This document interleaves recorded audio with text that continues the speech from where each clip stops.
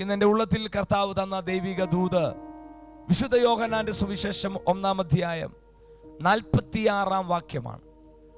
John the gospel chapter 1 verse 46.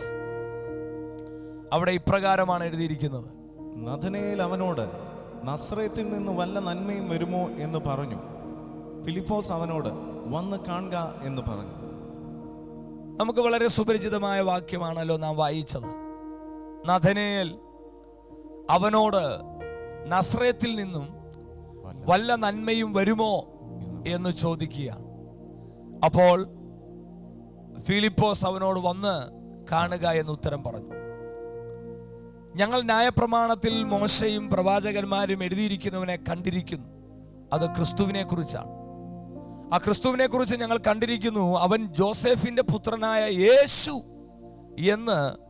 എന്ന നസ്രയത്തുകാരനാണ് എന്ന് പറയുമ്പോൾ, ഫിലിപ്പോസ് നഥനയേലിനെ കണ്ട് അവനോട് പറയുമ്പോൾ, നഥനയേൽ ചോദിക്കുന്ന ചോദ്യമാണ്, നസ്രയത്തിൽ നിന്ന് വല്ല നന്മയും വരുമോ? ഇന്ന് പകൽ എന്നെ കേൾക്കുന്ന പ്രിയ ദൈവജനമേ, നിങ്ങളെ നോക്കി, എന്നെ നോക്കി, ഒരു നന്മ നിങ്ങളിൽ നിന്ന് വരുമോ? എൻ്റെ ജീവിതത്തിൽ ഒരു നന്മ വരുമോ? ഇല്ല എങ്കിൽ നാം ആയിരിക്കുന്ന പട്ടണത്തെ നോക്കി, ആ പട്ടണത്തിൽ നിന്ന് എനിക്കൊരു നന്മ വരുമോ? ഇവിടെ നസ്രയത്തിൽ നിന്ന് ഒരു നന്മ വരുമോ എന്നാണ് ചോദിക്കുന്നത്.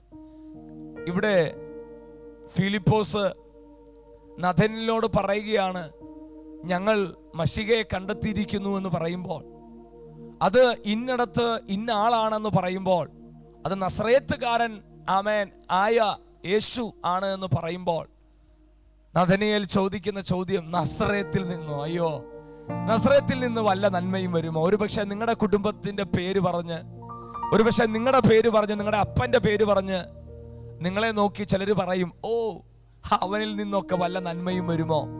ആ കുടുംബത്തിൽ നിന്ന് ഇനി ഒരു ഉയർച്ച വരുമോ? അവന്റെ തലമുറകളിൽ നിന്നും ഒരു എഴുന്നേൽപ്പുണ്ടാകുമോ? അവരിലൂടെ ഒരു revival? No, there is no possibility. അവരിലൂടെ ഒരു വിടുതൽ? No, there is no possibility. അവരിലൂടെ സഭ കെട്ടപ്പെടുമോ? നോ. അത് നസ്രയത്തിൽ നിന്നും വരാൻ ഒരു വഴിയില്ല.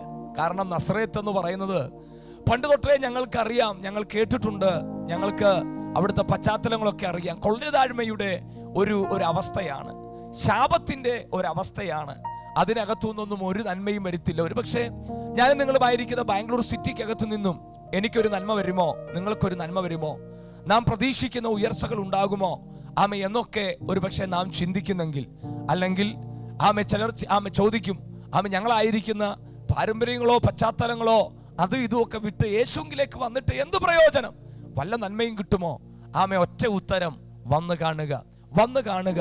ഇന്ന് ഞാനും നിങ്ങളും അനുഭവിക്കുന്ന അനേക വിടുതലുകൾ, സമാധാനം, സന്തോഷം, എല്ലാത്തിലും ഉപരി നിത്യതയുടെ ആ വലിയ പ്രത്യാശ നമ്മുടെ ഉള്ളിൽ തന്നത് യേശുവപ്പനല്ലേ?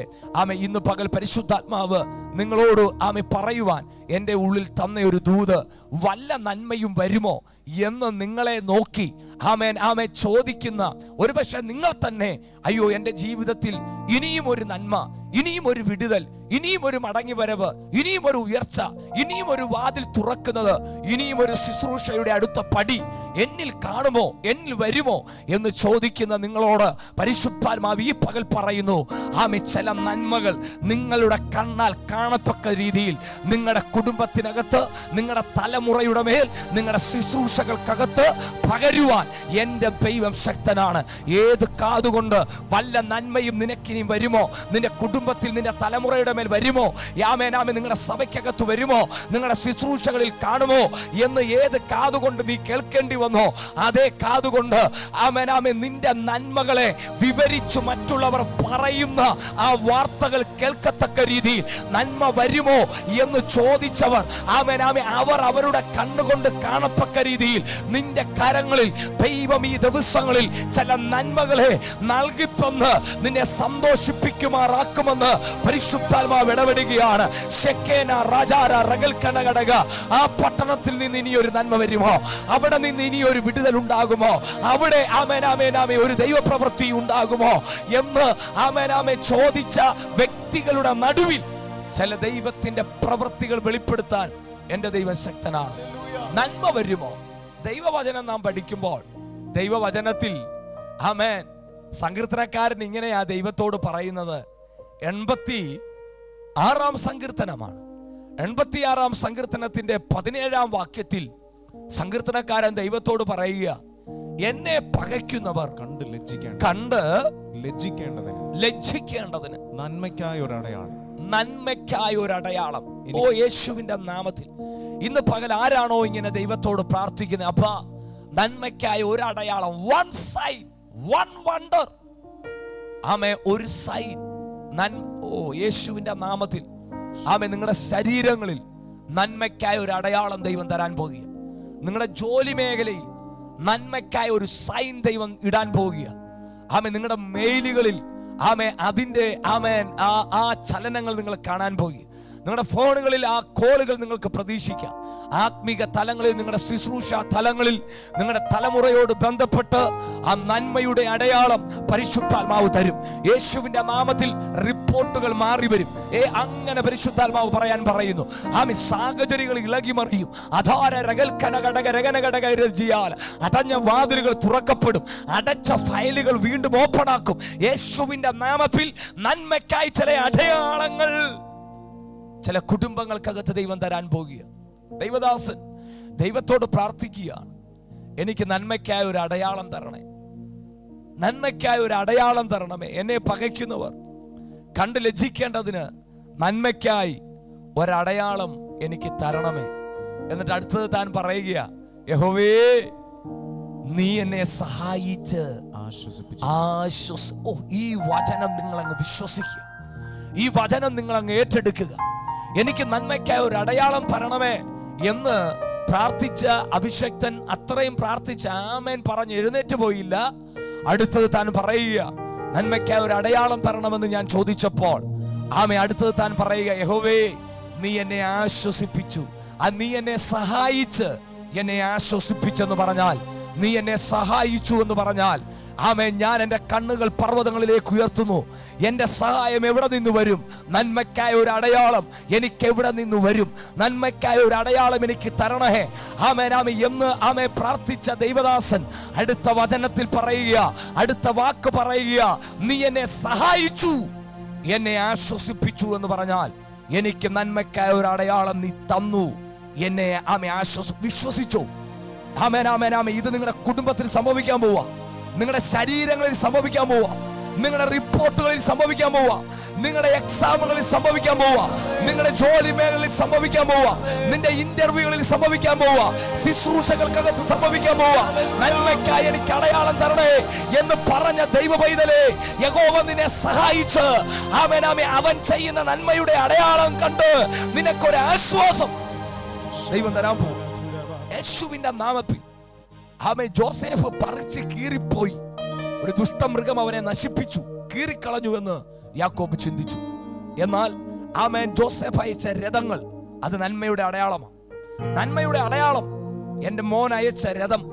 ആ നന്മ കണ്ടപ്പോൾ അവന്റെ ഉള്ളിൽ ആശ്വാസം വന്നെന്ന, അവന് ചൈതന്യം വന്നെന്ന ചില നന്മയുടെ അടയാളങ്ങൾ സ്വർഗീയ പിതാവ് നിനക്ക് വേണ്ടി അയക്കുന്ന ചില രഥങ്ങൾ യേശുവിന്റെ നാമത്തിൽ രാജാതി രാജാവ് നിനക്ക് വേണ്ടി പ്രവർത്തിക്കുന്ന ചില ദൈവപ്രവർത്തികൾ ഓ യേശുവിന്റെ നാമത്തിൽ അത് കണ്ട് നിന്റെ ഹൃദയം പിടച്ചു വികസിക്കത്തക്ക രീതിയിൽ, നിന്റെ ക്ഷീണം മാറത്തക്ക രീതിയിൽ ആമേൻ ആമേൻ ആമേൻ നിന്നെ സഹായിച്ച് നിന്നെ ആശ്വസിപ്പിക്കുമാറ് നന്മയുടെ ചില അടയാളങ്ങൾ ആമേ. നോഗയുടെ പെട്ടകത്തിൽ നിന്നും നോഗ പറത്തിവിട്ട പ്രാവ് ആമേ തന്റെ ചുണ്ടിൽ ഒരു ഒലിവിന്റെ ഇലയുമായി മടങ്ങി വന്നു.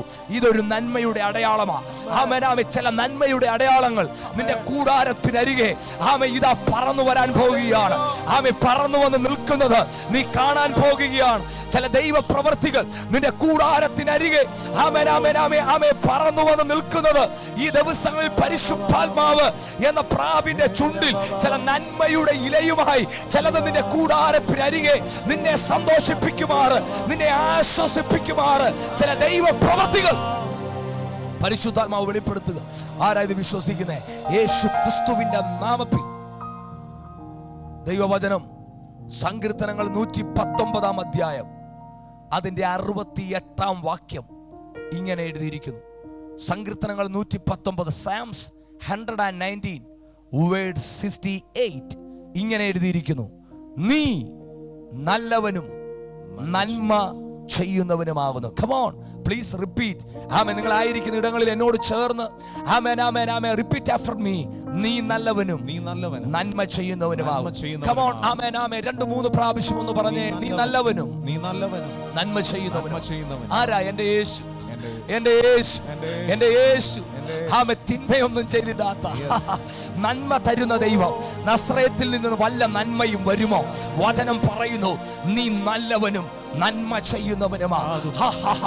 ആമേൻ. നീ നല്ലവനും നന്മ ചെയ്യുന്നവനുമാ.